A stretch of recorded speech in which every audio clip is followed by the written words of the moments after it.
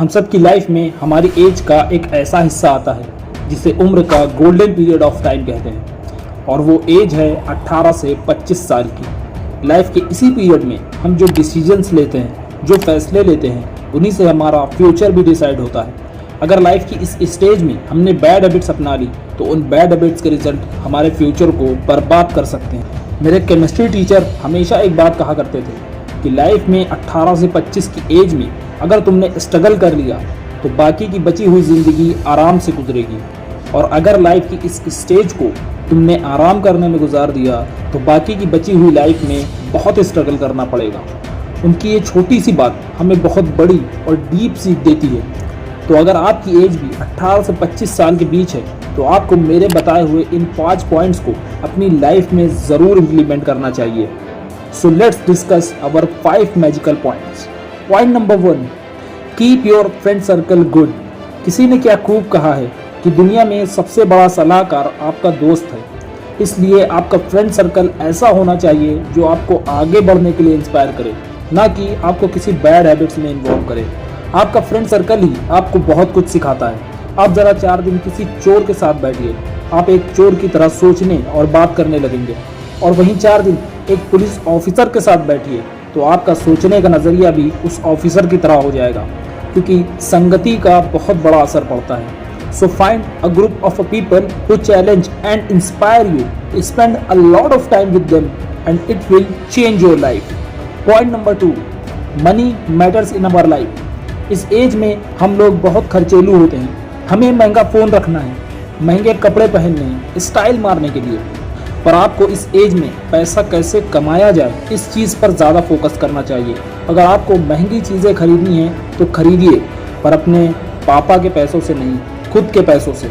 सबसे पहले आप खुद उसके लायक बनिए, और वहीं पैसा कमाना जितना मुश्किल है उससे कहीं ज़्यादा उन पैसों को बचाना मुश्किल है। तो अगर इस एज में आपने पैसों को सेव और मैनेज करना सीख लिया तो आप अपनी लाइफ में कुछ भी कर सकते हैं। फ्यूचर में आपको कितनी इज्जत मिलने वाली है ये चीज़ भी आपकी सैलरी से डिसाइड होगी।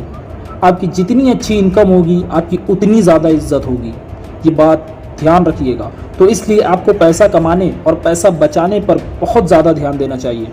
Point number 3, move on from depression and bad habits. 18 से 25 ये एक ऐसी एज है जिसमें हमारी ज़िंदगी के अंदर कई हार्मोनल एंड बायोलॉजिकल चेंजेस आते हैं। हम कुछ नए लोगों से मिलते हैं और कुछ इम्पॉर्टेंट लोग हमें चीट करके चले जाते हैं, जिसकी वजह से कई लोग डिप्रेशन में चले जाते हैं और कई लोग बैड हैबिट्स का शिकार हो जाते हैं, लाइक स्मोकिंग, ड्रिंकिंग एट्सेट्रा। सो दोस्तों, ये टाइम बहुत कीमती है, आपको इसे ऐसे वेस्ट नहीं करना चाहिए। आप कैसे भी डिप्रेशन या बैड हैबिट्स में इन्वॉल्व हों, आपको उससे मूव ऑन करना होगा, क्योंकि ये कीमती वक्त दोबारा नहीं आएगा। और डिप्रेशन या बैड हैबिट से छुटकारा पाने का अगर कोई सबसे अच्छा तरीका है तो वो यही है कि आप अपने पैशन को फॉलो करें, एक गोल सेट करके चलें और उसे अचीव करने में दिन रात इस तरह एक कर दें जिसके बाद आपको कुछ और सोचने का वक्त ही ना मिले। जीत और हार आपकी सोच पर डिपेंड करती है। मान लो तो हार है और ठान लो तो जीत है। Point number 4, health is wealth. 18 से 25 की एज में हमारे अंदर जितनी एनर्जी होती है, जितना पोटेंशियल होता है, उतना 30s के बाद नहीं रह जाता। पर अगर हमें उतनी ही एनर्जी 40 से 50 साल तक रखनी है तो उसके लिए हमें फिट रहना होगा, और फिट रहने के लिए हमें एक्सरसाइज करनी होगी, और एक्सरसाइज के साथ साथ एक अच्छी और हेल्दी डाइट भी लेनी होगी। अगर आपके पास कुछ नहीं है और आप एक हेल्दी इंसान हैं तो यकीन मानिए आप इस दुनिया में बहुत अमीर हैं, क्योंकि बहुत से लोग ऐसे भी हैं जिनके पास उनकी बॉडी में सब कुछ सही नहीं है, कुछ ना कुछ कमी ज़रूर है। तो आप अगर एक हेल्दी इंसान हैं तो ये एक बहुत बड़ी अचीवमेंट है। सो आपको अपनी फिटनेस पर भी ध्यान देना चाहिए, because health is more important than wealth. Golden tip, review your day.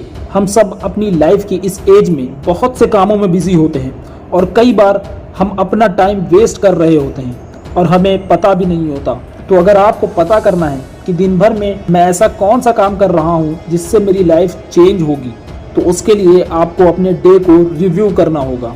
जी हाँ, और रिव्यू करने का तरीका मैं अभी आपको बताता हूँ।